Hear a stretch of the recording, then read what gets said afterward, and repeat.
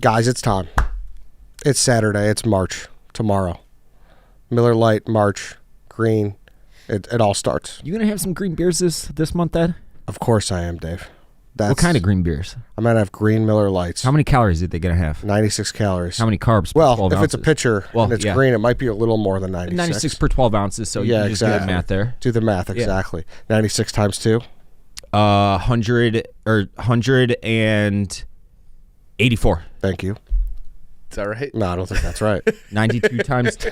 Wait, what was the question? 96 times 2. 192. 192. There you go. All right. Regardless, Miller Lite, great tasting, less filling. It's March, St. Patrick's Day. No matter how you celebrate this year, it's a great excuse to crack open a cold one with the coolest people in your life. Make the moment even better with Miller Lite. Great taste, 96 calories. The official beer partner of the Chicago Bears. Go to MillerLite.com/stretch to find delivery options near you, or you could pick up some Miller Lite pretty much anywhere that they sell beer. Tastes like Miller time. Celebrate responsibly. Miller Brewing Company, Milwaukee, Wisconsin. 96 calories and 3.2 carbs per 12 ounces. This guy should have to buy us a case of beer for making us do math in the ad read. Yeah, that was a little. That was rude. If on Monday math. we're recording and there's not a case of Miller Lite right here for but this is Ryan. my guy. I was trying to help him out, and He's I struggled. I don't know. He's a metric system guy. All right, let's move it over to the interview. All right, now we have another stretch interview episode here. Today we are joined by Dan Hayes of The Athletic. A lot to talk about, Dan. Ishbia, White Sox, AL Central Twins.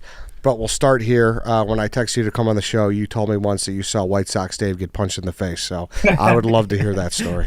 So I had to check with Ranji on this because it was when Ranji left for St. Louis. Yep. And he said Fremont. Does that sound right? I couldn't. Something sticks out about being in the Gold Coast for some reason, like Post Lodge or something. Yeah, it was somewhere I'd never been before. I remember that, and it just randomly happened outside. And hey, I looked this up last night. Hot Tub Time Machine was in 2015, and it's about the same time. I'm wondering if Cusack, after the playoff interview, if he had somebody go back in time and just run up and punch you on the street. That honestly all makes sense. And the funny thing about it is usually I do something to deserve getting punched in the face, but that specific time, we were just walking out as a group. Right. And all of a sudden, I got socked in the face. And then the guy, It's karma for everything else. It's just God smiting me. Still don't know if I believe it, but Hazel, he'll tell you. We were literally just walking out. He was innocent by far. It was hilarious. It was like, why did this happen? Because it was just such a random night and a random group. We were all going back and forth. Mm-hmm. I think we went to O'Callahan's after that or something like that, and there was zero reason. And I've been around Dave enough. I was like, there's nothing here, and this dude just punched him. It was. I remember him taking he was on something that wasn't alcohol. It was he was like a rabid meth head or something, and he just walked up to me, slugged me in the face, and took off. And I'm like, okay, all right, leave a mark. So I guess not. He didn't knock me down or anything. Yeah. He just hit me in the nose. No. Yeah. So you didn't flinch. It wasn't bad. I ate it like Homer Simpson in the heavyweight fights. But Dan, it's great to talk to you. It's been a minute. Obviously, it's been a weird few years. I get. When did you move over to Minneapolis to cover the Twinkies? This is my 8th year. This is my 8th year on the Athletic for the Twins. It's so wild because I remember when you went to the rival, the cross interdivision rival. A lot of White Sox fans, including myself, were upset about it because you did such a good job covering the White Sox. But I do appreciate that you still have them in your peripherals. Obviously, you need to, considering you're covering the interdivision team, but how nice was it knowing when you were about to click publish on this Justin Ishbia article a couple days ago that you were throwing White Sox fans just red meat? Oh yeah, I mean that part. Come on, I grew up as a reporter there. I mean, I still live there. I know you do. Right. I probably my girlfriend is a huge Sox fan, so when I'm home during the season, we're usually watching Chuck and Ozzy and the post game show, the most entertaining part of the product right now.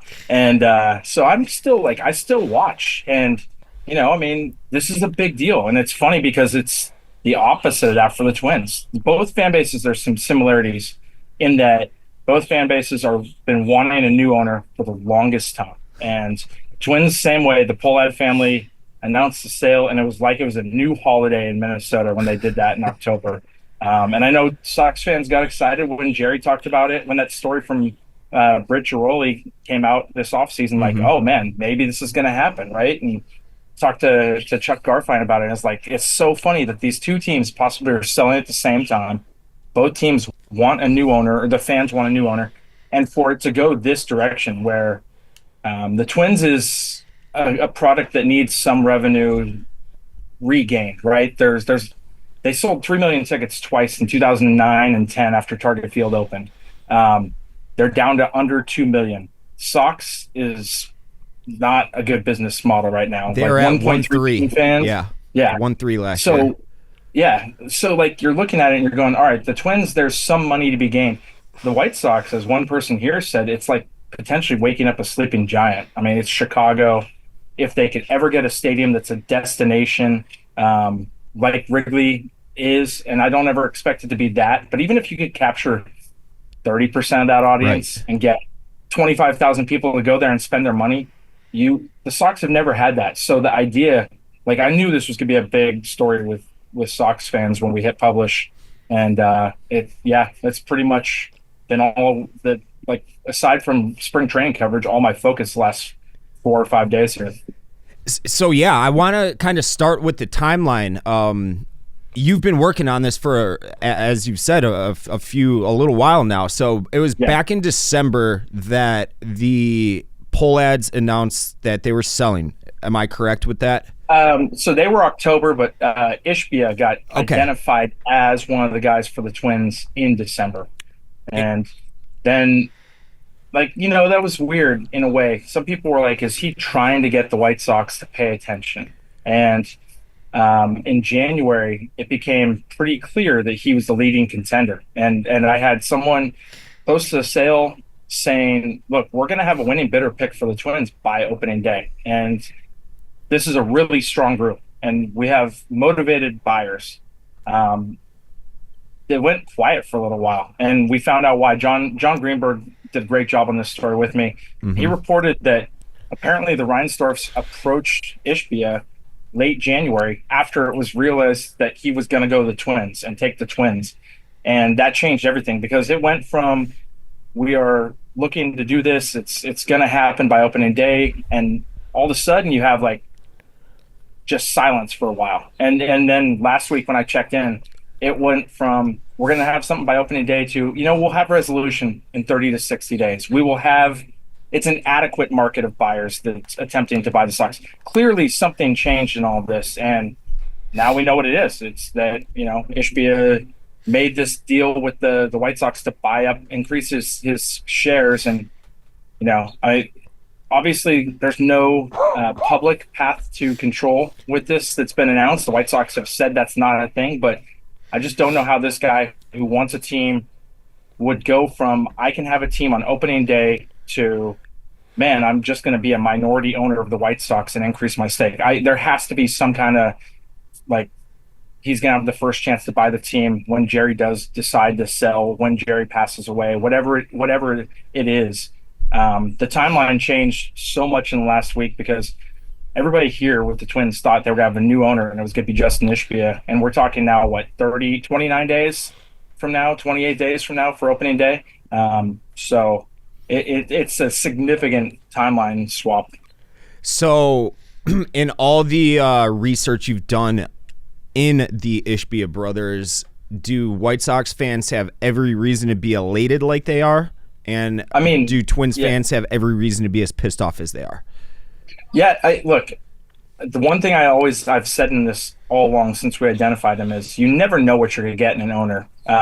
The Padres, I was covering them when they sold in 2009 to Jeff Morad, who was a former agent, and he let them go for 1 year. And then Jed Hoyer was told, you have to trade Adrian Gonzalez. And if you look at Adrian Gonzalez's 2010 season, if it wasn't San Diego, he would have been an MVP candidate. If they had made the playoffs, he would have been maybe the MVP. And just incredible season, both offensively and defensively.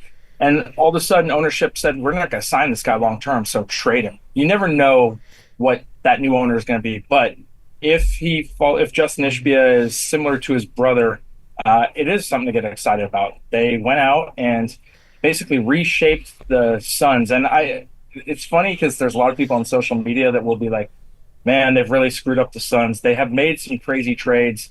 They have put them in a weird spot. Like they've given away a lot of their future. It's something you can't necessarily do in baseball. You can spend your way out of anything in baseball.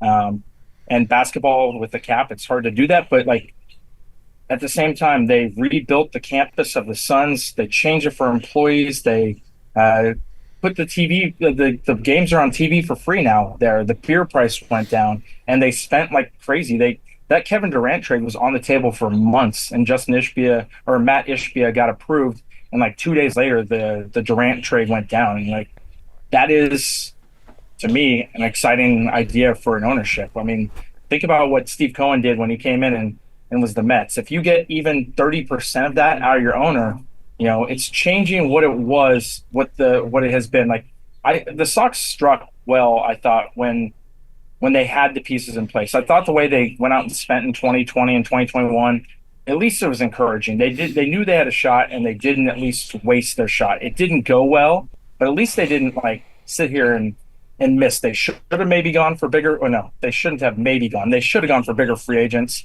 I mean, still the fact that Benintendi's $75 million is the biggest contract in franchise history is crazy to me, especially being that it's, a Chicago market. The Twins have Carlos Correa on the books, bigger than that. Josh Donaldson on the books, bigger than that.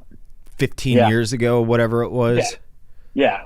So, yes, I think it is something to be encouraged about. I think the Twins should be sad about it.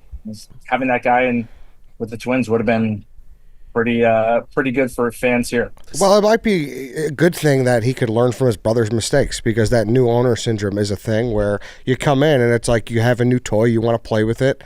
But he is right. Like you can spend out of it in downside. Baseball. Yeah, right. you can spend your way out of it. That's the difference. And I'm not, as you know, everybody on the show, including Dan, I'm not a basketball guy, but everything I've seen. When Suns fans and NBA fans are talking about this guy, like he screwed up the Suns because he just spent like crazy. I'm like, you can't spend too much in baseball. So what are we talking about? Yeah. How does this impact the pursuit of a new stadium, if at all? Yeah, that's the part I think is the most intriguing. Does this money go towards that? Does Jerry spend money towards it? Because it feels like they've made two attempts to kind of get the public on board. What was it, in 23 they talked about moving, and then they talked about selling this year, and both times it didn't get the good reception I think they were hoping. Well, when you lose 121 games, the public doesn't want to pay for a billionaire stadium. They're like, go ahead, move, just get out of town. Yeah, please, go to right? Nashville. That was the saddest part about the stadium, is like lifelong Sox fans are like, whatever. Go to Nashville, I don't care anymore. I mean, look, this is real. Like, in the 8 years I've been with Twins, like, you've been one of the barometers for how Sox fans perceive things. And to see your text messages back over the years go from like enthusiastic fan to like, screw it, I'm gonna go find a bridge right now. Like, I get a good read for what it's like. And it obviously last year was miserable. There's no real positives to it. At least they got the record. But that's it was a terrible, like, it's just gone downhill. And so the stadium would be the thing, and they need it badly. I don't think the guaranteed rate or rate, whatever it is now, is a bad park. It's just that people don't go. I mean, there were some games, I still remember one game in 2015 where there's a fan consistently yelling home run on the broadcast, and Abreu's up, and there's a great clip of it, and Hawk laughs, and then Abreu hits a home run to the bleachers, and the fan is just the only person in the park that you can hear, and that just feels like that's played out that way for years and years and years, where nobody's at games, and you see 500 people in the stands, and they need a draw, and hopefully this is a path to that too, because the Sox need this to be able to compete. It's the chicken and the egg thing, like, and the way I see it as a fan is ownership blames the fans and the front office blames the fans for not coming out enough. So they're like, all right, they're not coming out, we're not going to spend. But it's like, why would we come out if you don't put a product on the field good enough to spend our money on? Right. And I totally agree with that. It is tough. I see like the Twins spent their payroll, I think it was 157 2 years ago, and it was a franchise record. And what the Sox were like 180 a couple years ago. So, I mean, the stratospheres that these teams operate in are clearly different, but the Twins still didn't draw 2 million fans. They won the division that year, and they didn't draw 2 million fans. And last year, you're supposed to get a bump when you win the division. They cut payroll by 30 million. They drew even fewer fans. So I get where ownership needs to like get some of this revenue to want to spend, but also, I mean, there's only 30 of these teams. And if the owner, at some point the owner should realize they got a product that, they're a steward for the community. They need to treat it as such and not like a business. And the one thing that we're both fortunate on this is like, I grew up in San Francisco. They have always spent, nobody's the Pirates. Nobody's the A's in this. And those are teams that you got to be miserable if you're a fan of those teams. The A's had a great fan base and they just moved on them. The Pirates never spend. And that's criminal with what their rotation looks like right now. I mean, in a year, if Pirates don't go out and pour money into it, that owner needs to move on, and like you're fortunate to have Skeens and the guys you do. You'd better invest in the rest of the product because you have fans that are hungry. Hey, let's pause again. I want to talk to you about Body Armor Flash IV. This episode is brought to you by it, okay? Body Armor Flash IV is packed with electrolytes and provides faster and longer lasting hydration with no artificial flavors, sweeteners or dyes. With great tasting flavors like strawberry kiwi and tropical punch, Body Armor Flash IV gives your body the rehydration it needs. It's good stuff. I always love seeing them at the office. We got big bins of them. They're on our today. Desks. Did you? Yeah, I've been fighting off a cold. I need to be hydrated. Get those electrolytes. Zero sugar. Dump that in. Now I'm feeling like I can charge through the rest of the day. Just brings you back. Yeah. You need it. Like a lot of people are sick right now. I just got over being sick, and I was hammering these. So we cannot recommend the Flash IVs enough. Get yours at your local 7-Eleven or on Amazon today. And like I said, it's packed with those electrolytes. And strawberry kiwi flower is really good. What? I didn't know they had them at 7-Eleven. Yeah. That's huge. That's huge. Yeah. It's a faster, longer lasting hydration with no artificial flavors. Go do it. We love Body Armor. Now, as a fan, and this is me speaking as someone who doesn't know. I was telling Ryan earlier, I don't know the first thing about money other than how to spend it. Like, okay, so there is a deadline Friday for something. Can you explain that prior to me it sounds like asking a question?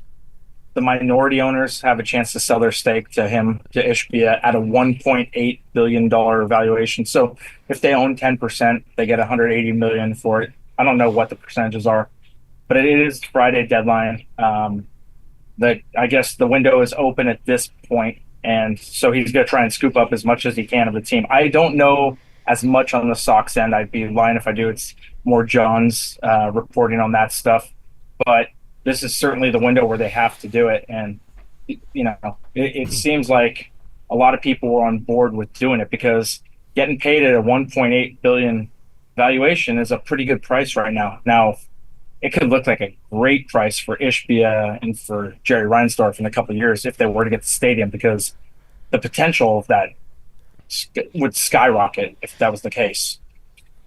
Yeah, so it's hard to turn down $180 million, especially with these people, bought in over the years for not nearly that. The ROI is just insane.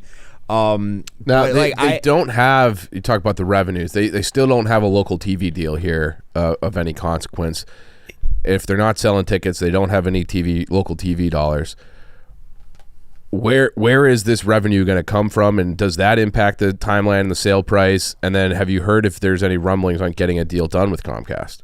Yeah, as far as the TV deal, the Twins are in the same boat right now. Like they are selling Twins TV for the first time. They will not be on Bally. They don't have a network even picking them up. The Twins TV will be sold to Comcast and stuff like that. So that stuff, it's funny. We asked a lot about that this year with baseball leaders. they don't think that that's a problem long term. We'll see. That's a really, the Twins used to get $54 million annually from Valley Sports North. Now they get whatever their subscriptions are, and that's a huge chunk.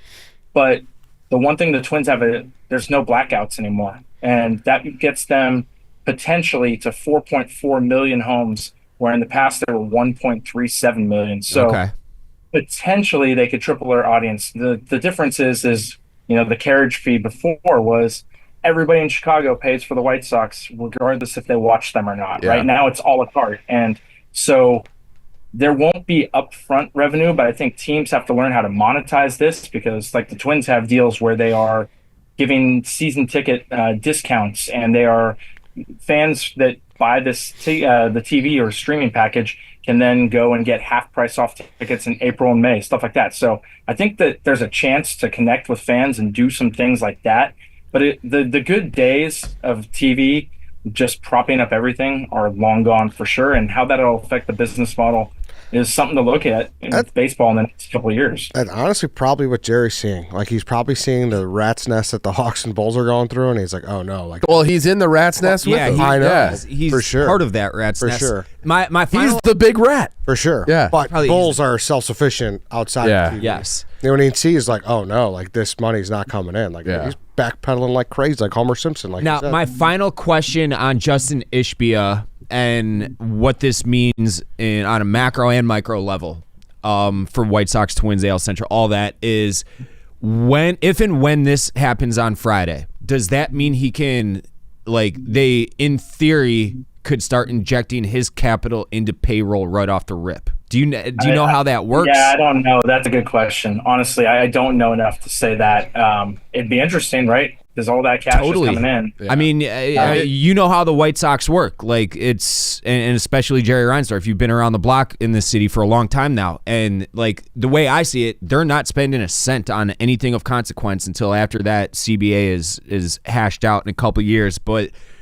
the optimist in me, which is pretty much dead, is hoping that they're like, oh, okay, now we got this 47-year-old multi-billionaire here. Let's use some of his coin to go get some actual players to put around Colson Montgomery and Noah Schultz, etc. I do love that his house in Winnetka, it costs more than did you see that, Dan? That they've ever signed. He's building it. Spent an $80 million house. $80 million.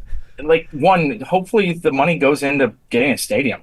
Like, that's where it needs to go. Or that, that's going to be no producer. Yeah. But also, do we think maybe he'll just tear down his house and they could build the stadium in Winnetka and, like, put the hotel right there, and, like, that'd be great. I mean, it'd be a little bit tall, but it's near a train line. I feel like the village of Winnetka, those people might have something to say about that. They may. They may, yeah, right? So I guess anything else you want to wrap up with Ishbia? Anything? No, I just think people should know. I mean, it just seems like he's got to have a shot at buying this team, right? I mean, how do you give up? He wants to be an owner in the worst way. I'd heard a rumor that the two brothers want to own all four major sports. That they have, they'd love to get NHL and they'd love to get a NFL at some point. That'd be insane. But if that's the case, like, why would you go from, yes, I want a baseball team, to you can buy one? Because look, the Twins are the first team that really has been on the open market since the Mets. Mm-hmm. There's just not a lot of teams. The Orioles sold in a private deal. I believe the Royals sold in a private deal. So the Twins, like, are the first team out there in 5 years. He could have bought them, and he chose not to. There has to be some kind of wink deal with the White Sox, and that's great news. That's really, it's a good place for White Sox fans.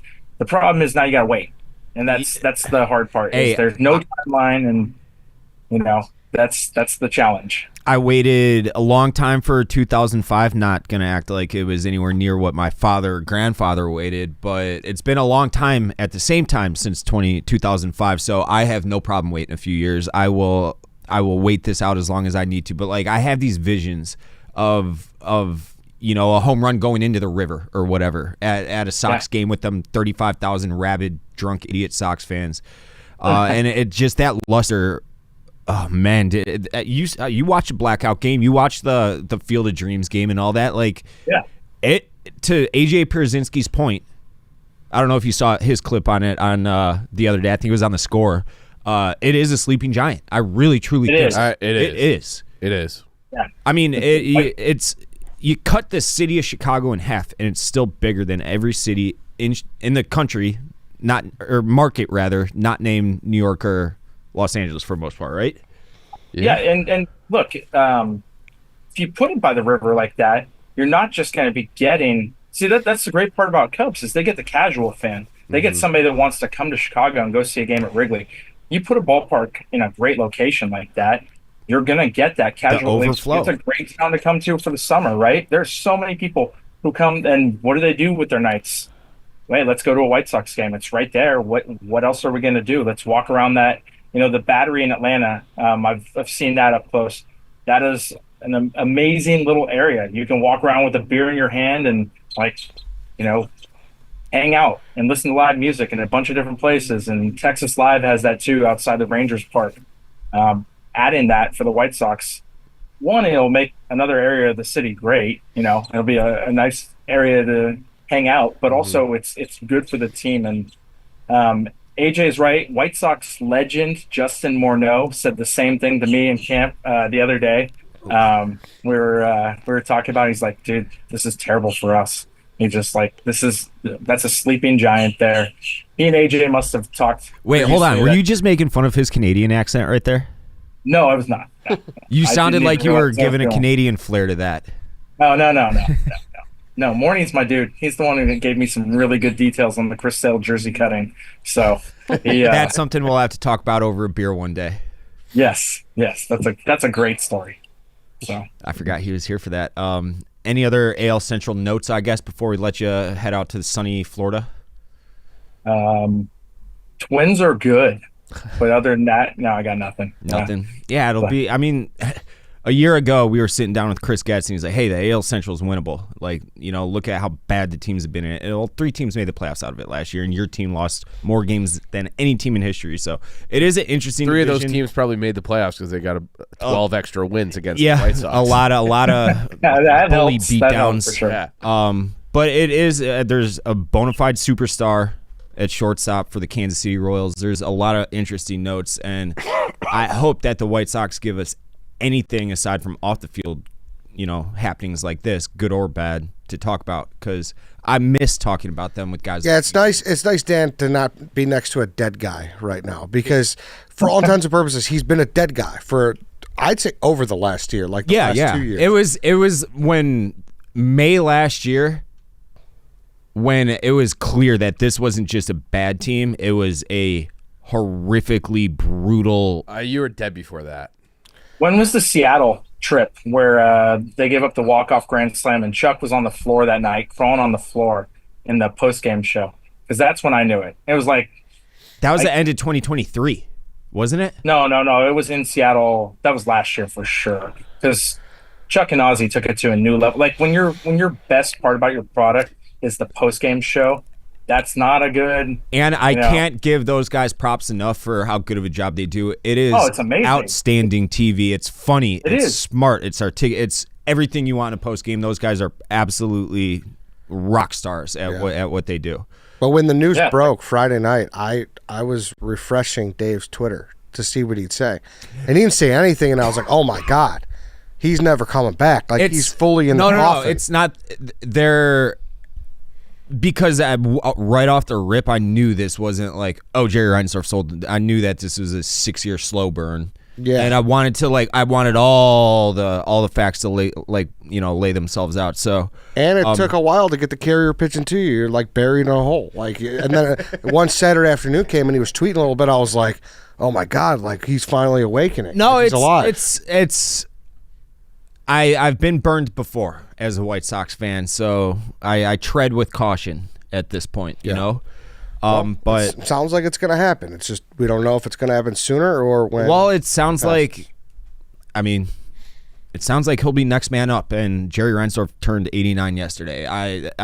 Everybody loves Jerry Reinsdorf, who's ever been in his orbit, but like Father Time is undefeated for obvious. So he's setting himself up like any of our grandparents do, you know? Yeah. His succession plan. So that's like when I read your article, I didn't want to say too much, but everything my brain told me was that this was the succession plan for the White Sox next owner. But like, I don't know. This is beyond baseball. This is $1 billion sale. I don't know what I'm talking about. So that's a lot of the reason. Yeah, that's we were talking about this. Me and John were talking about this. It's like there's got to be a handshake deal in place, right? And John clearly brought that up yesterday. And it's like when there's bankers involved, there are no handshake deals. And so it's funny because the White Sox were very clear about it, that there is no path to control or power guaranteed. But like, if he owns a certain amount, maybe I don't know. They're just when you do the math, there's no way he walked away from the Twins, because he was